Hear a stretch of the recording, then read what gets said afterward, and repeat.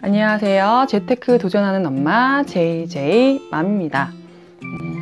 제가 지난 영상에서 한 달에 2만 원씩 청약 저축을 납입하고 있다고 이제 말씀드리면서 그렇게 되면 1회차로 인정이 되지 않는다 라는 이야기를 들어서 이제부터 10만 원씩 불입을 하겠다 라고 이렇게 말씀을 드렸는데요. 그 영상을 보시고 많은 분들께서 이제 문의를 해주셨어요.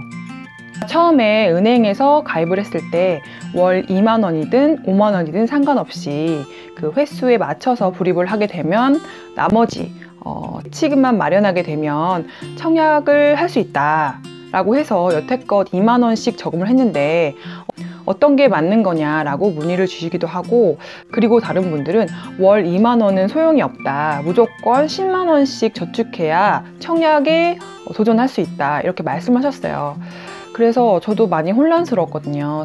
저도 사실 알아보지 않은 상태에서 주변의 이야기를 듣고 2만 원씩 넣으면 회차에 포함이 되는 게 아니구나, 나도 10만 원씩 넣어야지 하고 이제 10만 원으로 진급한 사례인데요. 오늘은 그것에 대한 궁금증을 한번 파헤쳐 보고자 영상을 찍게 되었습니다. 내용이 궁금하신 분들은 끝까지 시청해 주세요. 일단 제일 먼저 청약 통장 종류에 대해서 알아보는 시간이 필요할 것 같아요. 저 같은 경우에는 주택 청약 종합 저축 통장을 가지고 있어요. 이거 2009년 5월 6일에 출시된 상품이에요. 그래서 기존에 청약 저축, 또 청약 예금, 청약 부금 기능을 한 군데 묶어서 국민주택과 민영주택 모두 청약할 수 있도록 만든 슈퍼통장이라고 합니다. 그래서 이것은 농협, 신한, 우리, 하나, 기업, 국민, 대구, 부산, 경남은행에서 이제 가입을 하실 수 있고요. 그리고 나머지 청약저축, 청약예금, 청약부금은 2015년 9월 1일부터 신규 가입이 불가능하다고 하고요. 그리고 청약저축은 국민주택을 공급받기 위한 청약통장이고, 청약예금과 청약부금은 민영주택을 공급받기 위한 청약통장입니다. 그러니까 지금 본인이 어떤 통장을 갖고 계신지 반드시 확인을 한번 해보셔야 될 것 같고요. 그러면 통장마다 청약을 할 수 있는 주택 종류가 달라지는데요. 주택은 크게 국민주택과 민영주택으로 나눌 수가 있어요. 국민주택은 국가, 지방자치단체, LH 및 지방공사가 건설하는 주거 전용 면적 85제곱미터 이하의 주택을 말하고요. 그리고 민영주택은 국민주택을 제외한 주택을 말합니다. 보통 저희가 알고 있는 LH에서 분양을 하는 것은 공공분양이거든요. 이 공공분양 같은 경우에는 분양가가 좀 낮기 때문에 이 공공분양에 당첨이 되면 또한 당첨된 것과 마찬가지라고 생각을 해서 모두들 이제 지원을 해서 당첨이 되기를 바라고 있는데요. 저 같은 경우에는 지금 공공분양에서는 가능성이 거의 없다고 보면 되고, 민간 분양이 가점제와 추첨제로 나누어지게 되는데요. 가점제 같은 경우에는 청약 가입 연도, 무주택자 기간, 부양 가족 수에 따라서 점수를 가산해서 만점이 84점으로 이제 되어 있고요. 저 같은 경우에는 가점이 낮기 때문에 가점제보다는 추첨제로 좀 분양을 도전해 봐야 될 것 같습니다. 이렇게 해서 전체적으로 그 청약통장의 종류와 그 청약통장으로 신청할 수 있는 공공주택과 민영주택에 대해서 한번 알아보았습니다. 이번에는 저를 비롯해서 주변 분들이 궁금해하셨던 그 질문에 대해서 한번 알아보았습니다. 가입 당시에 은행에서는 2만 원이든 5만 원이든 상관없이 불입을 하고 나중에 필요 금액을 맞추게 되면 청약을 할 수 있다라고 해서 여태껏 2만 원씩 불입을 했는데 괜찮을까요? 라는 질문인데요. 제가 한국감정원 청약홈에 가서 이제 이 질문에 대해서 문의를 했는데 2만 원을 넣든 5만 원을 넣든 그 회차도 또 납입 금액도 모두 인정이 된다고 합니다.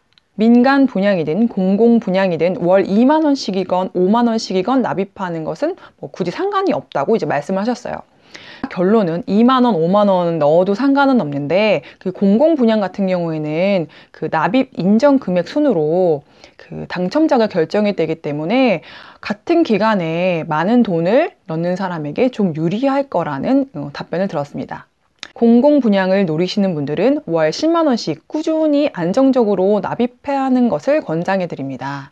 그러면은 이제 은행에서 가입 당시 2만 원, 5만 원만 불입해도 된다고 이제 말했던 부분을 찾아보니까 이것은 이제 민간 분양에 해당하더라고요.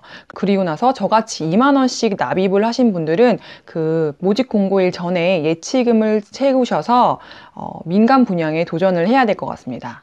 그러면 여태껏 2만 원씩 넣었던 사람들은 8만 원을 더 추가해서 10만 원을 만들 수는 없느냐, 이런 질문들을 저도 많이 보았는데요.